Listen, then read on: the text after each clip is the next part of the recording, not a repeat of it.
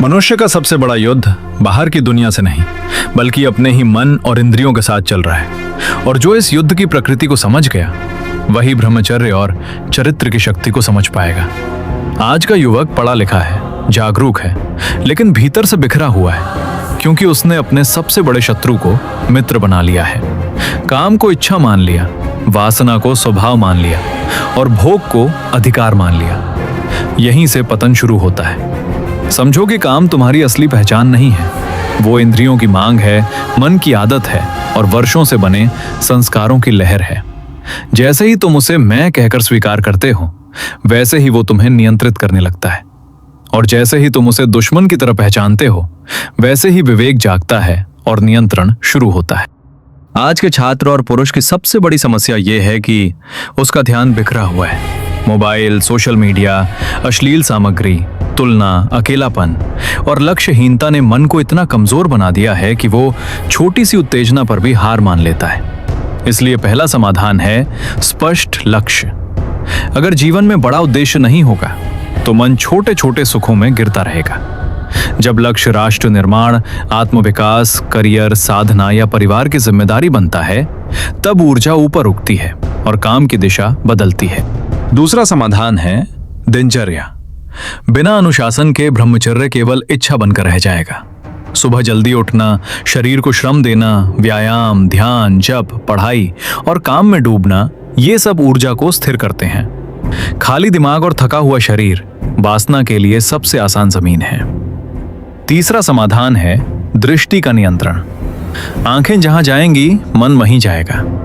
इसलिए डिजिटल ब्रह्मचर्य आज के समय की सबसे बड़ी साधना है।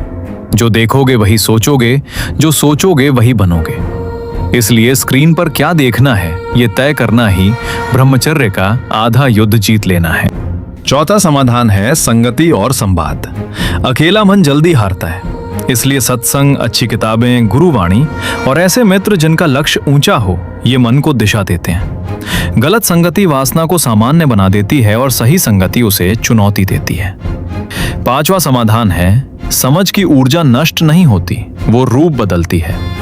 काम की ऊर्जा ही सृजन, साहस, नेतृत्व और तपस्या में बदल सकती है। जो युवक इस ऊर्जा को पढ़ाई, कौशल, सेवा और साधना में लगाता है, वही आगे चलकर प्रभावशाली व्यक्तित्व बनता है। गृहस्थ के लिए भी मार्ग स्पष्ट है। धर्म पूर्वक एकनिष्ठ संबंध, मर्यादा और संयम, ये काम को वैराग्य में बदलते हैं। और विरक्त के लिए पूर्ण त्याग और मन का उच्च लक्ष्य ही मार्ग है। दोनों ही स्थितियों में चरित्र की पवित्रता अनिवार्य है, क्योंकि चरित्र गिरा तो ध्यान नहीं टिकेगा, ध्यान नहीं टिकेगा तो विवेक नहीं जागेगा, और विवेक नहीं जागा तो मन हर बार हार जाएगा। याद रखो, दुश्मन को पहचानना ही आधी जीत है।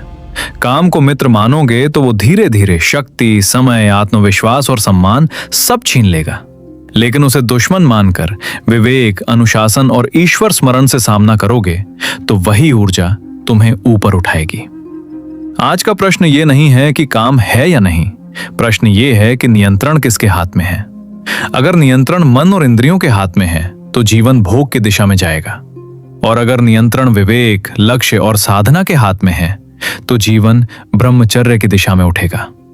अब खुद से पूछो, तुम अपने भीतर के शत्रु को पहचान कर उसके खिलाफ खड़े होने को तैयार हो, या अभी भी उसे अपनी पहचान मानकर जीते रहोगे?